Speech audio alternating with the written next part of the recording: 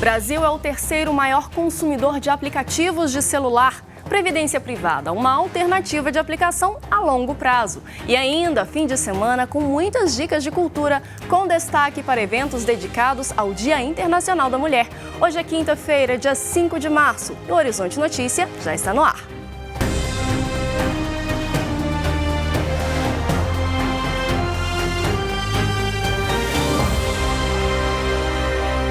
Olá!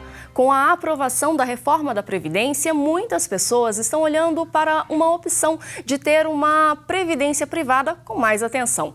Existe hora certa para fazer esse tipo de investimento? Confira na matéria da repórter Gabriele Assis. Rose é proprietária de um salão de beleza e recentemente resolveu fazer uma previdência privada. O que me motivou mesmo foi a estabilidade, né? De tudo da Previdência, essas mudanças, a gente não sabe quando a gente vai aposentar, quanto a gente vai ganhar. A insegurança da Rose é a mesma de muitos brasileiros, principalmente após a aprovação da reforma da Previdência. Por isso, os planos de previdência privada são apresentados por muitos especialistas como uma alternativa para completar a renda de aposentadoria. A incerteza que está acontecendo agora, ela pode até aumentar no futuro, certo? Então, se você tiver uma reserva para complementar lá na frente, seria o ideal. As opções de previdência privada estão em alta mesmo para quem está longe de parar de trabalhar, como um investimento em renda fixa e variável, com rentabilidade que pode ser, inclusive, acima da registrada na caderneta de poupança. A previdência privada é uma poupança, porém é diferente em termos de aplicação, né? A poupança, o rendimento dela é TR mais uma taxa, referencial mais uma taxa. Enquanto que a previdência privada, você aplica, por exemplo, um valor e esse valor é 100% aplicado em prol da sua reserva. Ou seja, tudo que render vai ser para sua conta. Para a Rose, a previdência privada servirá como uma complementação de renda daqui a alguns anos. O teto base do INSS é um pouco abaixo do que a gente vive hoje na realidade, do que a gente precisa no dia a dia. Então, eu preciso complementar com outra coisa, né? Nesse caso, a previdência privada. Você sabia que o Brasil é o terceiro país que mais utiliza aplicativos de celular? Uma pesquisa apontou que os brasileiros passam quase 4 horas por dia neles. Mas este número tão alto não é necessariamente negativo. A cena de alguém mexendo no celular no meio da rua virou rotina. A culpa disso são os aplicativos. Eu tinha um problema com aplicativos no geral, usava muita coisa. Aí eu parei de usar celular, fiquei um tempo sem, agora eu sou rede social porque é mais equilibrado. O meu banco atualmente ele é todo virtual. Eu larguei a agência física. Ela me atende muito mais, me dá mais retorno, né? E menos gasto. Tem gente que resolveu aliar os apps ao trabalho. Hoje em dia, né, mudou o sistema todo. Antigamente você ligava para um táxi ou se não você pegava na rua. Hoje em dia, 70% do meu trabalho é em cima de aplicativo. Dados da consultoria EPN apontaram que em 2019 o brasileiro gastou cerca de 3 horas e 45 minutos com aplicativos de celular. Um aumento de 35% se comparado com 2017, o que fez o Brasil ser o terceiro país onde há maior consumo desse tipo de tecnologia, atrás apenas de China e Indonésia. Em 2019, os brasileiros baixaram cerca de 5 bilhões de aplicativos.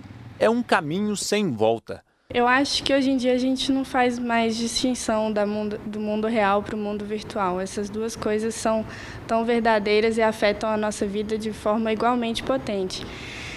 Eu acho que os aplicativos permeiam a forma como a gente lida com diversas coisas da nossa vida, desde mobilidade urbana, alimentação, consumo, o cuidado com a saúde. Na hora de criar um aplicativo, os desenvolvedores e designers tentam responder a uma única questão. O principal é a gente ter esse foco em quem vai utilizar o aplicativo e saber qual é o objetivo que ele vai ter ali utilizando aquilo. E fazendo isso a gente traça uma jornada onde a gente pega todos os pontos dessa jornada, quais são os pontos fáceis e os pontos difíceis, e através da tecnologia a gente tenta modificar trazer isso de forma mais fácil e mais convincente para o usuário. Os aplicativos de finanças são os que têm atendido mais os interesses dos usuários e, por isso, são os mais baixados. Mas o mercado está aberto. Isso muito se dá à indústria de TI também, que sempre foi bastante aquecida aqui.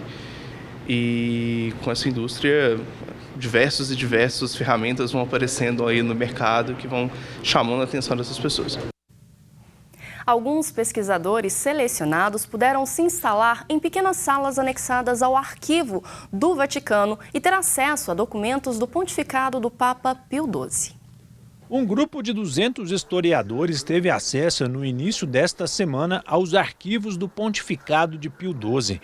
Os documentos são acessíveis através de um inventário que os arquivistas da Santa Sé levaram 14 anos para concluir. Segundo alguns historiadores autorizados, o trabalho de consulta levará pelo menos 20 anos e é de grande interesse humano para católicos e judeus. Ao permitir a abertura dos arquivos, o Papa Francisco expressou que a Igreja não tem medo da história. Os chamados arquivos secretos estão protegidos há décadas e constituem 85 quilômetros de prateleiras. Para a controversa fase do Holocausto, o Vaticano publicou o essencial há 40 anos, em 11 volumes, mas faltam peças, especialmente as respostas do Papa a seus visitantes. Após cancelar alguns compromissos nos últimos dias, o Papa Francisco teve resultado negativo para o teste do novo coronavírus, mas o Vaticano reforçou seus controles contra a epidemia. O Papa Francisco apresentou resultado negativo em um exame para detectar uma possível infecção com o novo coronavírus. Nos últimos dias, o pontífice cancelou a participação em um retiro espiritual fora de Roma por um resfriado e teve crises de tosse enquanto falava para a multidão na Praça de São Pedro. O Vaticano enviou os formulários de credenciamento de imprensa para os eventos dos próximos dias, incluindo o Ângelus no próximo domingo, onde a presença papal é anunciada. Mas os controles para evitar a disseminação do vírus foram reforçados. Os funcionários que trabalham em contato com os turistas deverão usar máscaras e luvas, de acordo com um jornal local. O número de pessoas nos eventos tem sido menor nos últimos dias em razão da crise do novo coronavírus, que faz com que peregrinos de todo o mundo evitem viagens à Itália. O escritório de um padre francês que trabalha na comunicação do Vaticano foi desinfectado após a quarentena de pessoas que tiveram contato com um pároco que teve o novo coronavírus. E chegou a hora de conferir as atrações deste fim de semana na nossa agenda cultural. Este ano são celebrados 250 anos do nascimento de Beethoven, um dos compositores mais tocados no mundo. Em homenagem ao legado deixado pelo artista, o recital dramático Beethoven Fantasia do Imortal, montagem que associa música, cartas e poesia, chega ao Palácio das Artes. A única apresentação será no sábado, às 8 horas da noite, na Sala Juvenal Dias. Os ingressos estão disponíveis pelo site ingressorapido.com.br a partir de R$ 15. O Dia Internacional da Mulher é celebrado como um lembrete constante das lutas e conquistas diárias de milhares de mulheres pelo mundo. Para marcar a data, o coral Vozes de Campanhã se apresenta no dia 8 de março, às 5 horas da tarde, no CCBB. O coral reúne um grupo de mulheres negras devotas da Irmandade de Nossa Senhora do Rosário, em Justinópolis, localizado em Ribeirão das Neves. A entrada é gratuita. A mostra Imagem dos Povos Mulheres ocupa o Miss Santa Teresa entre os dias 8 e 19 de março, focando no protagonismo feminino na produção audiovisual. Na abertura, a pré-estreia do aguardado Três Verões, com Regina Casé no elenco, que mostra, através do olhar de uma empregada e de um velho patriarca, um retrato do Brasil contemporâneo. A programação é gratuita e os ingressos precisam ser retirados na bilheteria antes das sessões. E com a epidemia do coronavírus, vídeos caseiros com uma música vietnamita cativante e uma dança mostrando a necessidade de lavar as mãos se tornaram virais no aplicativo de vídeo TikTok.